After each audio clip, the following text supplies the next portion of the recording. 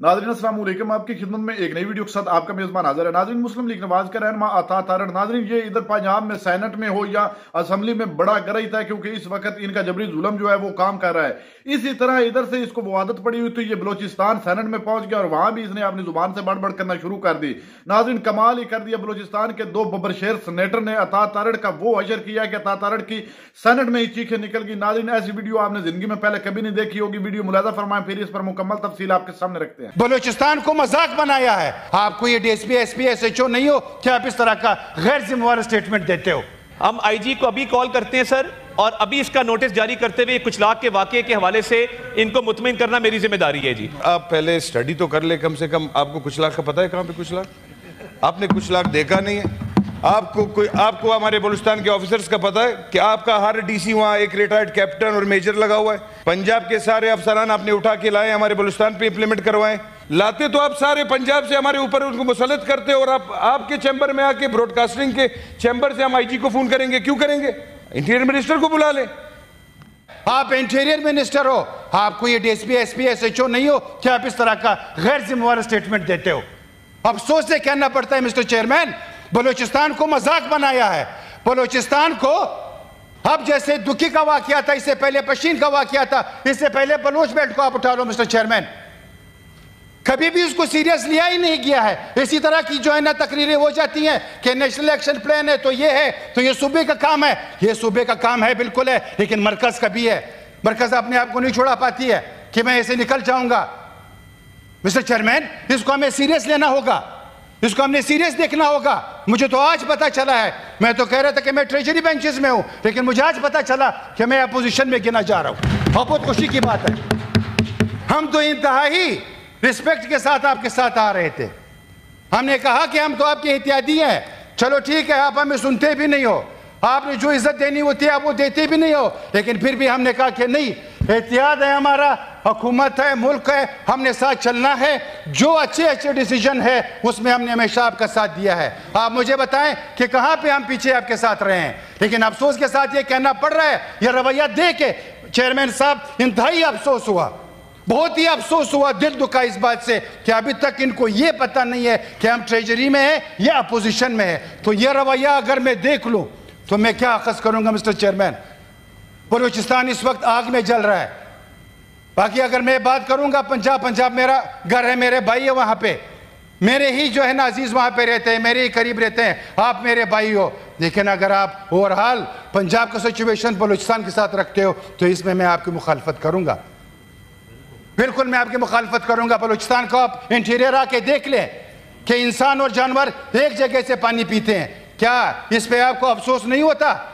उसके पास चप्पल नहीं है पहनने के लिए मिस्टर चेयरमैन। सिर्फ कोयटा तो नहीं है कि मैं कोयटा की बात रखूंगा, आप इंटीरियर पूरा जो उठा ले, बॉर्डर की बात आपने की है, मैं बिल्कुल आपके साथ मान लेता हूं, लेकिन एक बात करूंगा, आपने लाखों घरानों को बेरोजगार बना दिया। यह बात आप नोट कर ले, आप सुन ले मेरा। आपने जो रोजगार उनसे छीना है, ये फिर आपको बता रहा हूं, ये एक एटम बम है, जब भी फटेगा फिर आप इसको जो है ना फेस करोगे, मेरी बात याद रखना। क्योंकि आप उनके बच्चों के मुंह से नवाला छीन रहे हो मिस्टर चेयरमैन। वहां पे हजारों लाखों घरानों का मैशियत का मसला था, अब वो किधर जाएंगे आपको भी पता है, मुझे भी पता है।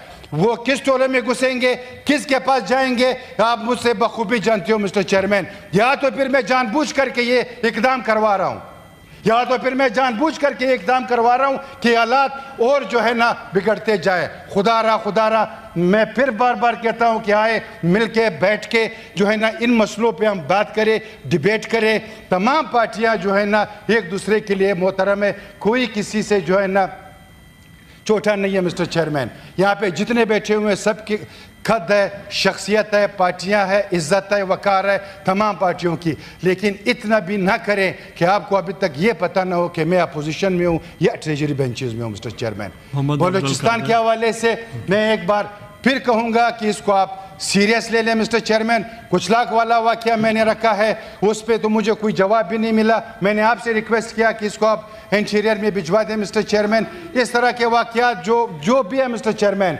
फ्लड में जो नुकसानात हुए, आपने फ्लड के हवाले से बलूचिस्तान के साथ क्या किया?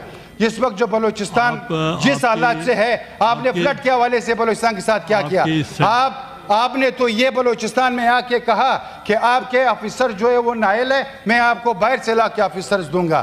یہ کہنا وہاں پہ میرے خیال سے مسٹر چیئرمین تذلیل والی باتیں ہیں. یہ تذلیل والی بات ہے مسٹر چیئرمین.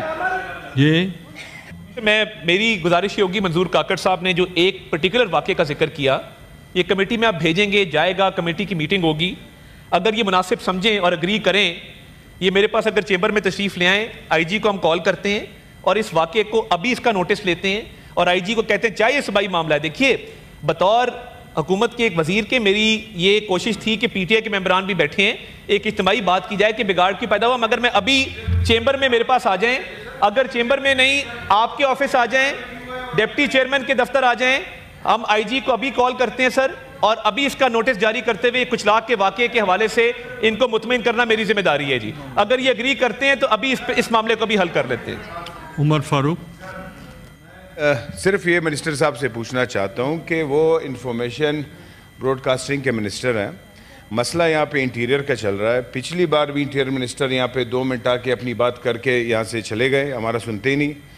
اور ان کا جواب اگر آپ دے رہے ہیں تو پھر آپ پہلے سٹڈی تو کر لیں. کم سے کم آپ کو کچھ لاکھ کا پتہ ہے کہاں پہ کچھ لاکھ؟ آپ نے کچھ لاکھ دیکھا نہیں ہے. آپ کو ہمارے بلوچستان کے آفیسرز کا پتہ ہے کہ آپ کا ہر ڈی سی وہاں ایک ریٹائرڈ کیپٹن اور میجر لگا ہوا ہے. پنجاب کے سارے افسران آپ نے اٹھا کے لائے ہمارے بلوچستان پہ امپلیمنٹ کروائیں. تو آپ ہمارے آفیسرز کو چھوڑ دو، لوکل آفیسر کو. ان کو لوکل ایریاز کا پتہ ہے، ان کو لوکل لوگوں کا پتہ ہے.